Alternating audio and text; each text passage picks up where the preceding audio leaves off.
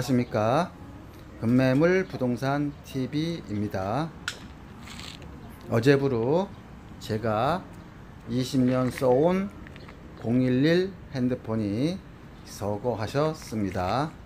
비상 핸드폰 번호는 홈페이지 상에 올렸고 며칠 후 확정이 되면은 문자 및 홈페이지에 다시 게시할 것입니다. 본 토끼는요, 천안 호두 휴게실에서 잠시 휴식하고 있을 때 산토끼인지 집토끼인지는 모르지만은 제가 커피 마시고 있는데 옆에 막 와서 이렇게 재롱을 부리더라고요.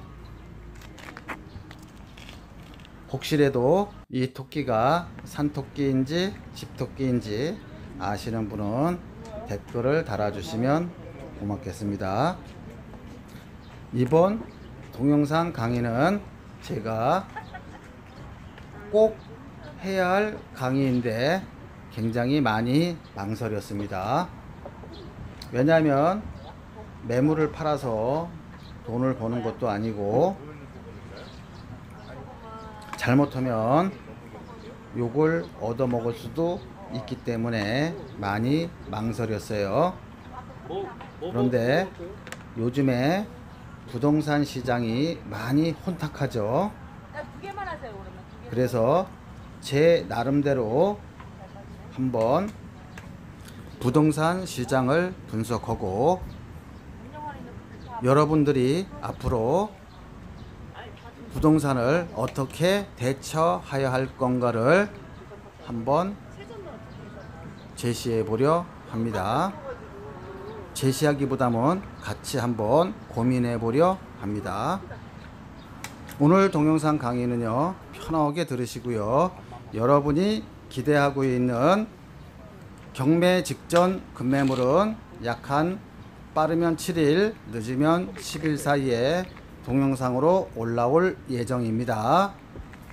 이거는 금매물 부동산 TV에서 약 한 20-30% 대폭 할인을 해서 통키로 가져와 가지고 금매물을 여러분들한테 뿌리려고 합니다. 더 자세한 거는 동영상이 올라올 때 그때 설명하도록 하겠습니다. 오늘 강의는요, 부동산 불패 신화인 약 12년치의 강남 상구 아파트 매매 거래가 분석을 통해서 여러분들이 아파트를 사고 팔 때는 어떻게 대처해야 하는지 큰 숲을 볼 수 있는 그런 안목을 한번 같이 고민하려 합니다. 본 금매물 TV 동영상을 시청하시는 연령층이 대략 50세부터 해가지고 40세, 좀 낮으면 40세부터 해가지고 70세까지인데 만일 이 동영상 강의를 들으시고 좀 괜찮다 그러면은 여러분들 자제분이나 젊은 분들한테 많이 추천을 해 주시기 바랍니다. 왜냐하면 부동산을 바라보는 시각 자체가 많이 바뀔 수 있을 것입니다. 즉 부동산의 물고기를 잡아주는 것이 아니라 물고기를 잡을 수 있는 방식을 알려주는 것이기 때문입니다. 제 술친구 중에서 옛날에 고시 공부를 같이 한 성균관대 대학교를 나온 선배님이 한 분 계시고, 그 다음에 중학교 고등학교를 같이 나온 불알 친구가 한 명 있습니다. 본 강의에 들어가기 전에 제 친구가 중학교와 고등학교를 같이 다닌 친구가 한 명 있고, 그 다음에 고시 공부를 같이 한 그 선배님이 한 분 계십니다. 지금 내 고향 친구는 내가 그렇게 지금 수원에 살고 있어요. 내가 그렇게 10년 전에 너 수원에서 저기 서울로 이사 와라 이렇게 얘기를 했어요. 그때 당시에도 약 한 35평짜리 단독주택을 살고 있었어요. 그런데 지금 보니까 단독주택 가격이 한 700만 원 정도 하는 것 같아요. 700만 원에서 뭐 한 800만 원 그 사이요. 그러면 35평이면 많이 잡아야 한 3억 정도 되겠죠. 근데 그 친구가 10년 전에 이사를 오라고 했을 때 왔으면 굉장히 많은 돈을 벌었을 거예요. 사당동에. 반면에 우리 고시 선배님은 제가 옛날에 그 왕십리 쪽에 월세 살고 있었는데 대출을 다 껴서 제가 사당동에 빌라를 한 채 사라고 했습니다. 그때 가격이 대략 한 1억 한 2, 3천 정도 됐을 거예요. 그런데 지금은 가격이 굉장히 많이 올랐죠. 빌라 가격도 오를 수 있냐고 반문하시는 분도 계시는데 빌라 투자 전략은요, 재개발이 예정된 지역이냐 아니면 재건축이 예정된 지역의 빌라를 사면은 잘하면 아파트 가격 정도 비슷하게 오릅니다. 투자 금액도 아주 작아요. 뭐 한 예전에 10년 전이니까 한 5천만 원 정도 주면은 대출 끼고 살 수 있었죠. 아주 술자석에서 단순하게 내가 말을 한 거지만, 왜냐하면 강요는 할 수 없잖아요. 근데 결과치는 엄청난 차이가 나요. 약 한 10년이 지난 이 시점에 우리 고향 친구는 대략 한 1억 정도가 오른 것 같아요. 1억에서 1억 5천 정도 그 단독주택이요. 근데 우리 그 고시 선배님은 빌라 투자를 해서 약 한 2억 정도를 벌었어요. 2억을 벌고 그거를 기반으로, 그러니까 종잣돈이 된 거죠. 그 2억이 종잣돈이 돼서 판교에 아파트 분양을 받을 수가 있어요. 왜냐하면 계약금은 낼 수 있어야만이, 최소한 계약금을 낼 수 있어야 아파트 분양을 받을 수 있잖아요. 근데 지금 그 선배님의 재산은 대략 한 30억 정도 되는 것 같습니다. 오늘 약 한 20분 정도의 그 강의를 통해서 여러분들이 앞으로 부동산의 정책에 휩싸여서 막 이리저리 갈팡하지 않았으면 좋겠어요.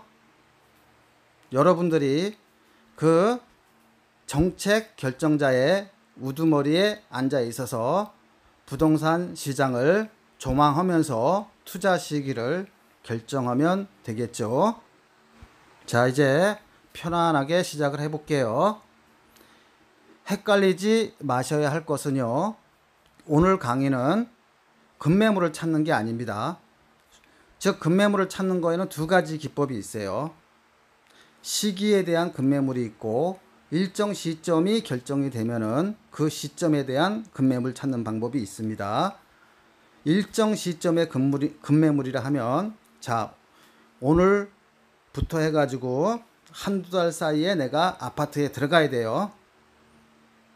그러면 만약에 송파에 들어간다 그러면 약 30평대가 대략 한 뭐 15억부터 20억 하죠. 그러면 급매물 부동산 TV는 송파에 약 한 1000개 중개업소에 연락을 할 수가 있어요. 바로 그냥 뭐 한 10분이면 하죠.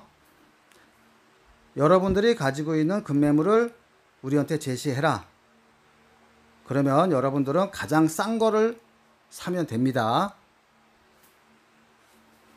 자, 이렇게 구입하는 급매물은 일정 시점, 즉 여러분들이 바로 사고자 할 시점의 급매물입니다. 이거를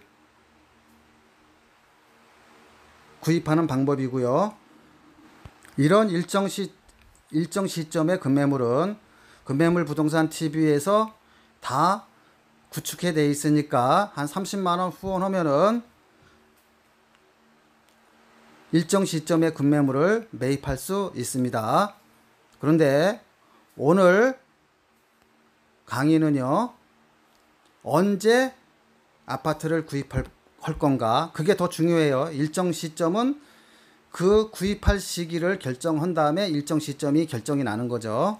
그래서 오늘은 어느 시점에 내가 아파트를 사고 팔아야 할 것인가, 최소한도 강남 상구 분석을 통해서 여러분들한테 이 방법을 제시해 주면은 여러분들은 앞으로 흔들리지 않는 그런 자기 본인만의 투자 시점을 결정을 하시면 됩니다. 우선 분석 대상은 송파구에서 가장 많은 세대수를 자랑하는 헬로우시티 아파트입니다. 옛날에 가락시형 아파트가 재건축한 거죠. 헬로우시티는 9,510세대 정도의 대규모 아파트 단지입니다. 잠실역하고 잠실하고 강남하고 출퇴근이 아주 쉽죠. 그 유명한 123층 롯데타워도 있고요. 석촌호수도 있고요. 자, 그러면 헬로우시티는 2015년도에 분양을 했는데 이 분양가는 여러분들이 보는 이 화면에서 보는 것과 같아요.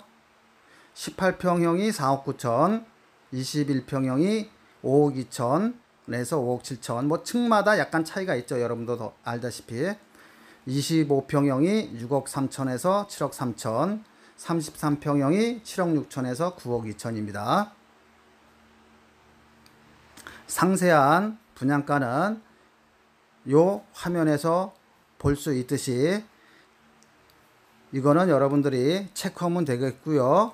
뭐 이거는 예전 사례니까 굳이 상세한 것을 알 필요는 없겠고, 단지 30평대 분양가가 헬로우시티가 약 한 8억 5천에서 9억이다 그러면 되겠습니다. 근데 헬로우시티가요, 지금 현재 얼마 하느냐면요, 지금 현재 33평 기준으로 했을 때 대략 한 1억 5천 5백에서 1억 6천 5백 정도 합니다. 약 분양가가 8억에서 9억 정도 했던 거예요. 2015년 12월이니까 2016년 1월로 보고요. 30평대 분양가는 8억 약 한 5천 정도였습니다. 중간층이. 그런데 지금 보니까 지금 30평대 분양가가 15억 5천에서 16억 5천 원이니까 약 한 거의 배가 올랐네요. 대략 한 분양가 8억 정도가 오른 것 같아요. 약 한 4년 사이에요. 2016년 1월에 8억 5천 하던 30평대 가격이 지금 현 시점에서 2020년 현 시점에서는요, 대략 14억 8천에서 15억 8천 정도 하는 거죠. 거의 배가 올랐다고 보면 됩니다. 4년 사이에 아주 급격하게 올랐죠. 요 그래프를 보면은요, 아주 보면은 급격하게 올라간 거를 알 수 있습니다. 자, 2015년에 보면 아까 30평대 기준이라 그랬죠. 약 한 8억 5천 정도 했던 거예요. 그런데 2016년에는 뭐 거의 차이가 없죠. 약 한 9억 정도 했겠네요. 2017년도에 올라갔고 그 다음에 왕창 올라갔죠. 자, 이 보신 화면은 이제 헬로우시티는 약 한 4년 만에 대략 한 8억이 올라갔어요. 지금 보시는 화면은 그 유명한 리센츠 아파트입니다. 잠실에. 리센츠 아파트는 그 유명한 주공 5단지, 잠실 주공 5단지 바로 옆에 있는 거예요. 한강변을 끼고 있죠. 약 한 4,800세대 정도 되는 대규모 아파트입니다.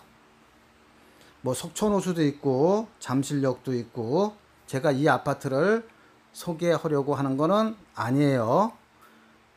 헬로우시티는 한강변에서 약간 떨어져 있습니다. 가락시장 옆에 있는 게 헬로우시티 아파트예요. 자, 분석의 틀을 조금 한번 옮겨 보겠습니다. 한강변 쪽으로. 같은 송파군에 있는 아파트입니다. 리센츠 아파트가 역시 같은 30평대 기준이에요. 기준이 같아야 되겠죠. 헬로우시티랑. 자, 2017년 4월 달에 리센츠 아파트 평균 가격은 33평형이죠. 12억 5천이었어요. 그럼 대략 한 7억 올랐네요. 잠실 S 11억 8천, 대략 뭐 12억에서 이거 마찬가지로 약 한 20억 보면 되겠죠. 19억 9천이니까. 그 다음에 트레지움 10억 4천에서 18억, 지금 현재 시참에서는 18억 9천이에요. 그러면 공통적으로 보면은 약 2017년 4월 달부터 해가지고 2020년 5월이면은 18년, 19년, 20년 대략 한 3년 정도 되겠네요. 그죠? 3년 사이에 대략 평균적으로 여러분들도 표로 보듯이 얼마가 올랐나요? 대략 한 7억 정도는 올랐죠. 그죠? 아까 헬로우시티도 약 한 7억에서 8억 정도 올랐죠. 그러면 약 한 3년 사이에 송파구 30평대 아파트 가격은 평균적으로 7억에서 8억은 올랐구나. 이렇게 조금 많으면 뭐 9억까지 이렇게 정리를 할 수가 있겠네요. 자, 리센츠 아파트는요 5,563세대네요. 제가 아까 4,800세대라고 했는데 착각했네요. 리센츠 엘스 파크리오가 거의 잠실역 주변으로 그 잠실 운동장까지 이렇게 쭉 그 한강변을 끼고 있는 아파트들입니다. 자, 그러면 33평이 20억씩 하는 아파트가 과연 얼마에 분양을 했을까요? 참고로 요 리센츠 아파트는 일반 분양이 굉장히 작았습니다. 자, 33평대 아파트 분양은 1층 같은 경우가 6억 3천이었어요. 6억 3천이었고, 그 다음에 중간층 정도가 중간층이 10층 정도 보면 되겠죠. 거기가 한 7억 정도 됐습니다. 그러면 이 아파트가 입주를 2008년경에 했어요. 그 2008년경 입주 당시에 그 매매가를 보면은요, 요 2단지로 써 있는 게 리센츠 아파트입니다. 매매가를 보면은요 8억 3천에서 9억 5천 이렇게 돼 있죠. 1단지가 엘스인데 30평대 보면은요 대략 또 8억에서 9억 5천 이렇게 돼 있어요. 2008년도 이렇게 돼 있죠. 자, 그러면 아까 2014년도부터 해서 분석을 해봤었죠. 자, 그러면 요 리센츠 아파트 85제곱미터 전용 면적이니까 33평입니다. 2008년도에 최고가 최저가를 보면은요, 대략 보면은 뭐 7억 5천은 이거는 뭐 1, 2층이니까 신경 쓰지 마시고요. 최고층 뭐 17층, 18층 이런 거니까 대략 한 9억 정도 보면 되겠습니다. 2009년 그냥 최고가만 보죠. 2008년 10억, 2009년 11억, 2010년 10억 8천, 그 다음에 2011년 11억, 2012년에는 또 떨어졌어요. 10억. 2013년도에는 또 떨어졌네요. 뭐 떨어진 것도 아니네요. 뭐 9억 9천인데 그냥 뭐 10억으로 잡아도. 자, 이렇게 평균적으로 보면은요, 2008년부터 해가지고 2012년도까지 이렇게 평균치, 최고가의 평균치를 내면은 거의 여러분이 보듯이 대략 한 10억입니다. 이 10억 기준으로 해가지고 뭐 약간씩 뭐 한 1억 정도 그 안에서 이렇게 가격이 변동이 된 거를 알 수가 있습니다. 아주 안정적으로 되어 있죠. 자, 이렇게 2013년도까지 10억이었던 것이 그러면 2017년도까지 어떻게 됐냐면 가격이요. 12억 5천이에요. 33평이. 엘스 11억 8천. 트리지엄 10억 4천. 그럼 평균적으로 보면은요. 약 한 12억 정도 생각하겠네요. 자, 정리하면은요. 2008년부터 해가지고 2013년까지 약 한 5년 동안 리센츠, 엘스, 파크리오 30평대 아파트 가격은 거의 1억 가격선에서 변동폭이 없었습니다.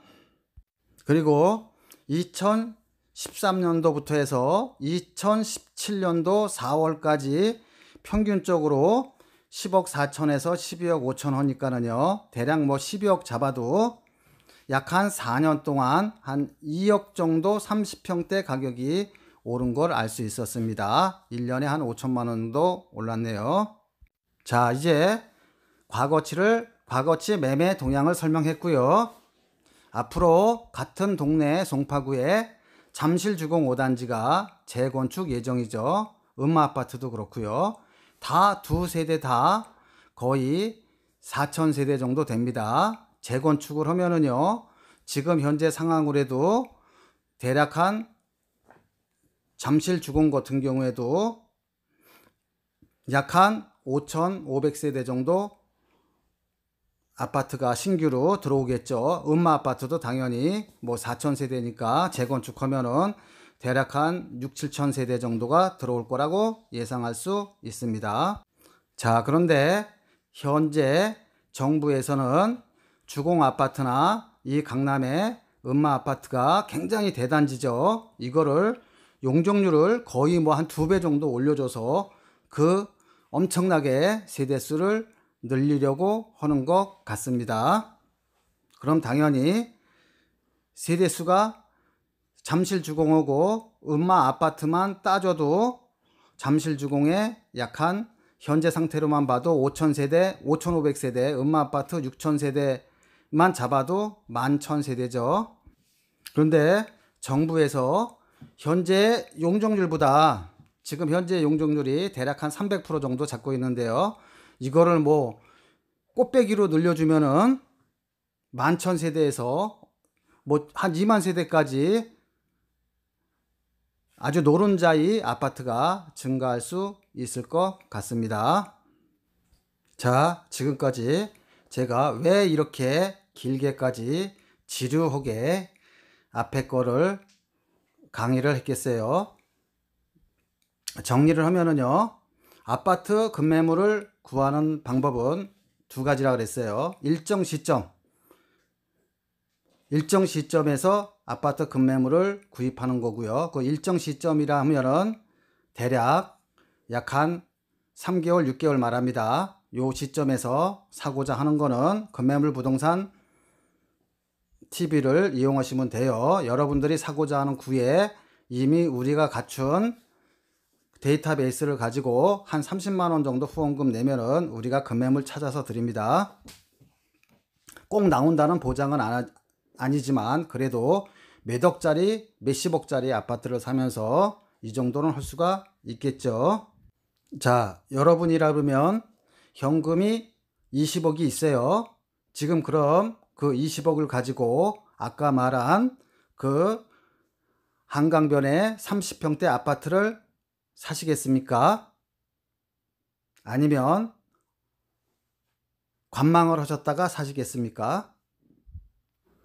마치 매스컴에서는 지금 아파트를 안 사면은 계속 올라서 평생 동안 못 살 것 같이 떠들지만, 제 생각은 지금 사면은 아파트를 상투에서 잡는 것입니다. 즉 지금은 돈이 있어도 아파트 가격이 끝물이니까 이 끝물에 아파트를 사시면 안 돼요. 그 이유를 말씀드리겠습니다. 자, 아파트 가격을 결정짓는 요소는 수요와 공급인데요.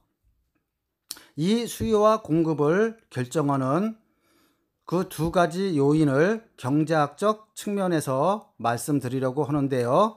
전체 경제학적 측면이 아니라 아파트와 상관된 아주 낮은 좁은 의미에서 말씀드리는 겁니다. 자, 아파트 가격을 결정짓는 첫 번째 경제학자는요, 애덤 스미스라고 고전학파주의인데요. 이 이름도 몰라도 되고 고전학파도 몰라도 됩니다. 그냥 한 사람이 있는데 그 어떤 사람, 애덤 스미스라는 사람은 이 아파트 가격은 수요 공급에 의해서 그냥 정부에서 가만 놔둬도 아파트 가격이 결정낸다, 이런 사람입니다. 한번 읽어볼게요. 경제학의 태두이자 고전학파의 시조인 애덤 스미스는 국부론에서 개인의 이기심에 의한 이익 추구가 보이지 않는 손, 즉 가격이겠죠, 돈, 보이지 않는 손의 작용을 거쳐 사회의 번영과 경제 발전으로 이어진다는 논리를 제시했다. 스미스는 자유경쟁과 자유무역 속에서 경제가 가장 잘 발전한다고 주장하며 경쟁이라는 혼란 속에서 경제적 질서가 나타난다고 보았다. 자, 여러분은 두 명의 학자 놈들 중에서 어떤 놈이 더 마음에 다가오는지 한번 판단해 보세요. 누가 더 마음에 가는지. 이 고전학파는요, 지금 애덤 스미스라는 사람은 그냥 놔둬라 이거예요. 이 고전학파는요, 그냥 이 정부가 아주 작은 정부를 원합니다. 이 작은 정부는 뭐예요? 이 예산도 작게 써요. 그리고 경제 활동에 대해서 타치를 최소한만 한다고 합니다. 즉 경찰이나 예를 들어서 국방, 아주 그냥 그 꼭 필요한 것들만 최소한의 그런 간섭을 하는 거예요. 즉 시장 경제에 간섭을 아주 작게 합니다.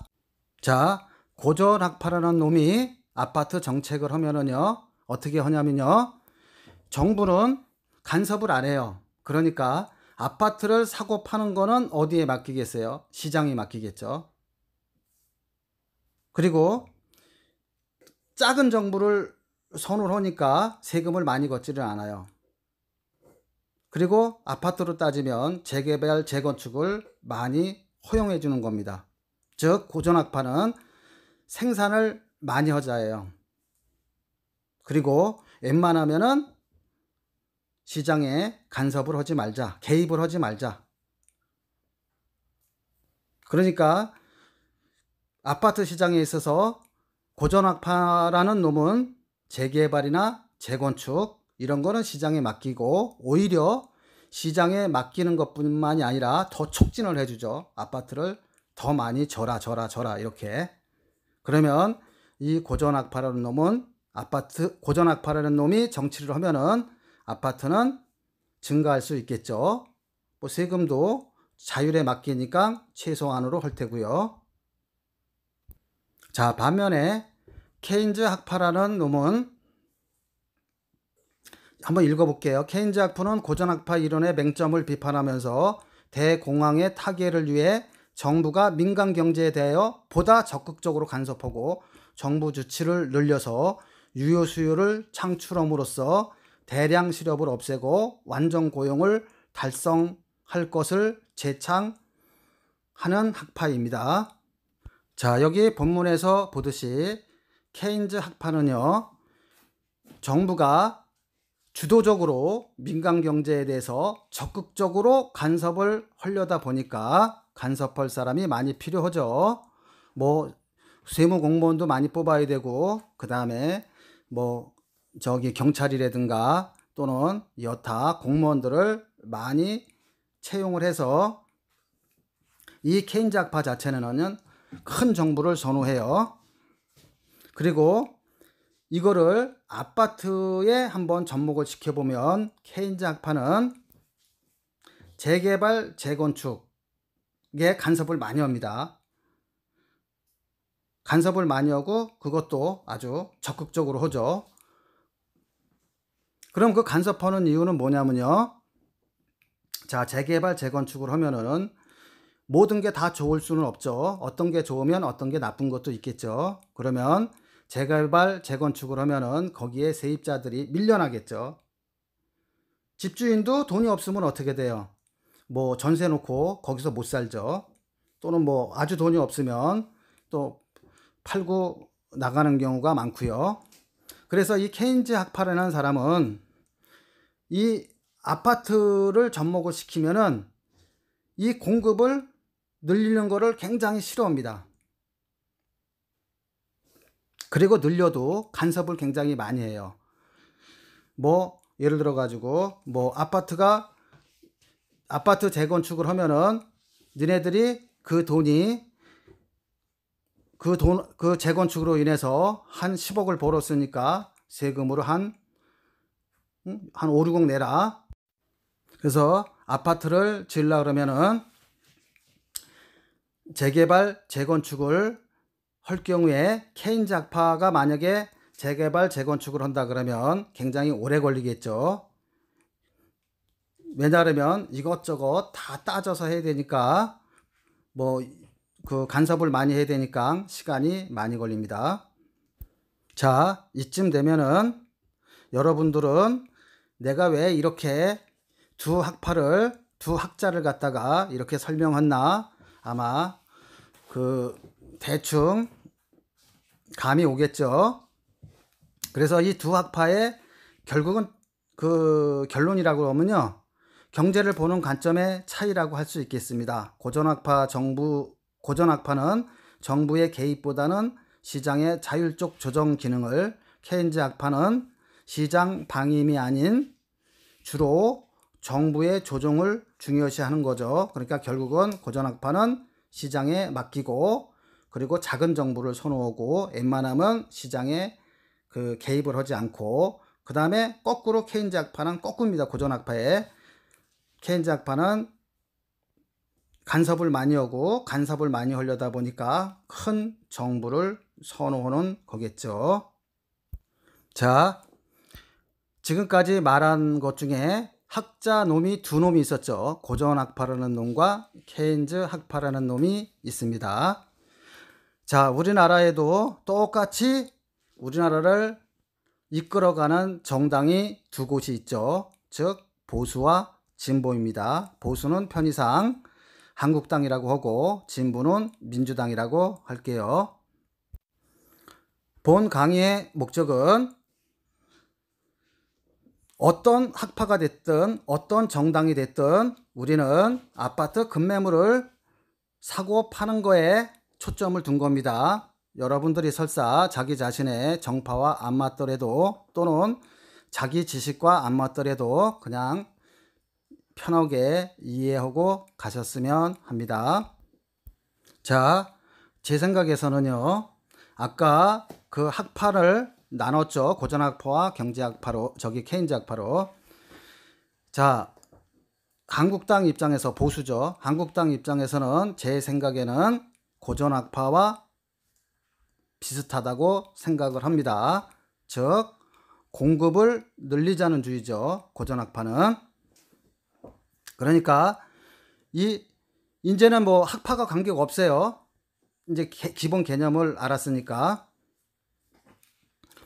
즉 한국당은, 즉 고전학파는 공급을 늘립니다. 공급을 늘린다는 건 뭐예요? 재개발, 재건축을 아주 활성화한다는 거겠죠. 그게 이명박 박근혜 정권에서 여러분들이 이미 다 겪었던 것입니다. 그렇기 때문에 이 보수 정권에서 들어가면은 당연히 공급량이 늘어나는 거예요. 그럼 아까 2008년부터 해서 2013년도까지 강남 상구의 아파트 리센트, 엘스, 트레지움, 그 다음에 헬로우시티가 거의 아파트 가격이 크게 오르지 않았죠. 심지어 이명박 시대에는 5년 동안 거의 뭐 10억, 30평대 가격이 10억에서 1억 사이에서 왔다 갔다 했어요. 그 다음에 박근혜 시대에는 약 한 4년 동안 한 2억이 올랐죠. 30평대 가격이 평균적으로요. 그러면 한 1년에 5천만 원씩 오른 겁니다. 즉 안정적이었다고 볼 수가 있겠죠. 그럼 왜 그러냐? 이명박 박근혜 시대, 즉 보수 정권은 고전학파죠. 즉 공급을 많이 늘려요. 여러분들이 마트에 가는데 항상 쌀이 있으면 그 쌀을 뭐 집에다가 미리 사놓을 필요가 없잖아요. 아, 앞으로 그 쌀값이 안 올라가겠구나. 뭐 아무 때 가도 쌀은 살 수가 있네 하니까 쌀 가격이 안정이 되는 거죠. 뭐 쌀 가격이나 아파트 가격이나 똑같습니다. 공급이 많다 보니까 뭐 왕십리 뉴타운이라든가 뭐 장안동 뉴타운이라든가 용산이라든가 엄청나게 많았죠. 그러다 보니까 이 고전학파의 맥을 같이 하는 이 한국당 측면에서는 공급이 늘어나기 때문에 아파트 가격은 안정적이라 할 수 있는 것 같습니다. 반면에 케인즈 학파는 민주당하고 좀 가깝다고 봐요. 조금 이 서민층을 위해서 시장 개입을 많이 하죠. 또 재정도 뭐 시장 개입을 많이 하려다 보니까 재정이 많이 투입되다 보니까 공무원도 많이 늘어났죠. 보면은 평균적으로요. 과거에 비해서. 그 다음에 예산도 많이 늘어나고요. 그리고 재개발, 재건축에 굉장히 인색합니다. 별로 늘어나지 않았죠. 그 다음에 케인즈 학파 자체가 큰 정부를 선호하고 시장 개입을 적극적으로 하기 때문에 민주당 정권 그 자체도 시장 개입을 많이 하죠. 뭐 예를 들어 가지고 뭐 각종 세금 같은 거 많이 뭐 양도세, 취득세, 그 다음에 재산세 이런 걸로 개입을 많이 하는 겁니다. 케인즈 학파처럼. 그 다음에 재개발, 재건축도 개입을 하고요. 이렇듯 케인즈 학파 자체는 큰 정부를 선호하고 적극적으로 시장 개입을 합니다. 자, 그러면 우리는 이 두 학파의 성격을 이제 알았어요. 즉 한국당은 재개발, 재건축을 촉진하고 민주당 입장에서는 재개발, 재건축을 억제해죠. 지금까지는 많이 억제한 상황입니다. 그러면 우리는 정권에 따른 아파트 투자 시기를 결정할 수가 있겠죠. 그거 지금 이거 말하려고 지금까지 길게 설명한 거예요. 자, 케인즈 학파인 민주당이 집권을 한다. 그럴 가능성이 크다. 그럼 어떻게 되겠어요? 빨리 사야죠. 아파트를 빨리 사서 정권이 끝날 때쯤, 정권이 피로감에 있을 때쯤 매각을 하면 됩니다. 그러면 지금쯤이 매각 시점이에요. 저는 지금이 아파트가 꼭지점이라고 생각하는 겁니다. 아, 물론 민주당에서 서울시장을 다가오는 서울시장에서도 이기고 다음 대통령도 민주당이 된다 그러면 내 말은 틀릴 수도 있습니다. 그리고 지금 뭐 설명한 것이 다 맞다고는 모르겠죠. 일반적인 말을 하는 거니까요. 그래서 일반적으로 케인즈 학파인 민주당 입장에서는 공급을 억제하기 때문에 민주당에서 딱 대통령이 나올 것 같다 그러면 조금 빨리 사면 살수록 이익이죠. 그 다음에 언제 파냐? 정권에 피로감이 생기고 그 다음에 그 힘이 빠졌을 때 뭐 이렇게 차기 대통령 경선 전에 한 뭐 이렇게 정권 끝나기 한 1년 6개월이나 요때쯤 돼서 매매를 하면은 시세 차익을 많이 얻을 수 있겠죠. 아까 초기에서 말씀을 드렸다시피 3년 동안 이 송파에서 30평대 아파트 가격이 대략 평균적으로 한 8억이 올랐습니다. 이명박 대통령 시기에 보수정권 시대는 공급이 많았죠. 뭐 뉴타운이 많았으니까는요. 그러다 보니까 5년 동안 30평대 송파 가격이 5년 동안 1억에서 왔다 갔다 했어요. 그 다음에 박근혜 대통령 정권 시기 약 한 4년 동안 약 한 2억 정도가 왔다 갔다 했습니다. 그러면 결국은 9년 동안 송파 아파트 가격이 약 한 뭐 얼마 이렇게 많이 오른 게 아니죠. 물론 뭐 아파트 단지에 따라 약간 차이가 있겠지만 그래도는 한 12,000세대를 분석을 한 거니까 이 정도 분석이면 어느 정도 나온 것 같습니다. 그래서 보수 정권이 만약에 들어선다 하면은요, 이미 아파트 가격이, 자, 지금 진보 정권 민주당에서 한국당으로 정권이 넘어간다 그러면요, 이미 민주당에서는 거품이 많이 꼈죠. 거품이 많이 꼈기 때문에 정권이 바뀌면 재개발, 재건축이 엄청나게 활성화될 겁니다. 그러면 당연히 어떻게 하겠어요? 제가 봤을 때는 보수 정권이 들어서면, 정권이 들어선 지 한 2년 차 정도쯤 되면은 그때 아파트 가격을 살 시기가 아닌가, 이렇게 생각됩니다.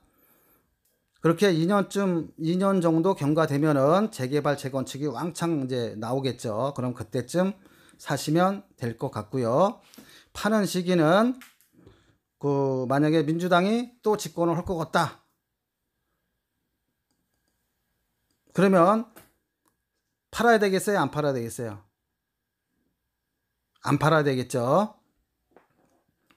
안 팔고 가만히 갖고 있으면 가격이 올라갈 것입니다. 이거는 정권을 가지고 분석한 게 아니라 그 정권을 가진 민주당이나 한국당은 어떤 모토냐면 이런 고전학파와 케인즈학파의 경제 이론을 따라서 가는 거지, 그 사람들이 뭐 주먹구구식으로 하는 거는 아니에요. 그 정권 자체에 이념이 있으니까 그 경제 이념에 따라서 일반적으로 가는 겁니다. 그런데 한 사람의 성격이 안 바뀌듯이 그 경제 이념이 바뀌기가 쉽지가 않겠죠. 자, 이 정도면은 어느 정도 그 학파에 따라서 또는 정당에 따라서 어떻게 아파트를 언제 사고 팔아야 될지 정리가 됐겠죠. 그래서 결론은 여러분들이 이렇게 생각하면 되겠어요. 앞으로 서울시장도 민주당이 되고 다음 차기도 민주당이 된다 그러면 아파트를 사는 것도 괜찮다고 생각합니다. 근데 만약에 반대의 생각을 가지고 있다 그러면요, 지금 아파트를 사면은 상투에서 잡는 거죠. 굉장히 큰일 납니다. 자, 제가 큰 핵폭탄을 하나 터뜨리고 가겠습니다. 자, 지금 부동산 시장이 아주 진짜 뭐 아주 그 상투에 상투를 올라가고 있죠. 계속 치닫고 올라가고 있는데요. 지금 아까 말씀드린 대로 음마아파트와 주공 5단지 이것만 용적률을 400% 높여줘도 한 2만 가구가 새롭게 들어와요. 그런데 또 핵폭탄이 하나 있습니다.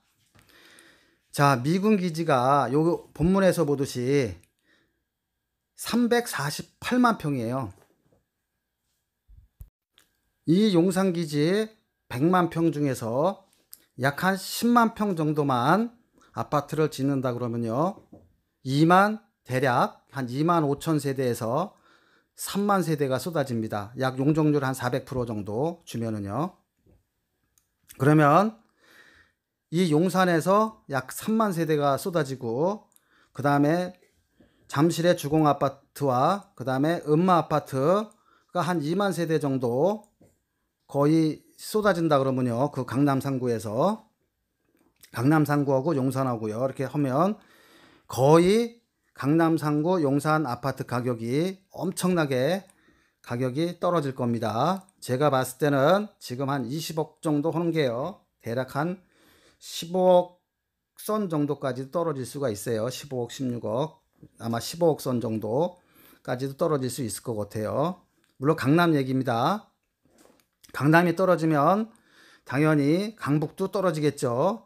그럼 지금 강북 아파트 30평대 뭐 8억부터 10억씩 하는 것들, 그거는 약 한 7억까지 떨어질 수 있다고 봅니다. 오늘 강의가 굉장히 늦어졌어요. 그리고 특히 오해하지 마실 것은, 저는 이 두 학파, 경제학파와 고전학파를 가지고 즉 경제학적으로 고전학파와 케인즈학파가 우리 정치권에는 뭐에 해당되는가? 즉 고전학파는 한국당, 그 다음에 케인즈학파는 민주당으로 저는 한번 봤어요. 이렇게 했을 때 각 정권에서 잡았을 때 우리가 어느 시점에 사고 팔아야 될지를 한번 분석해 보았습니다.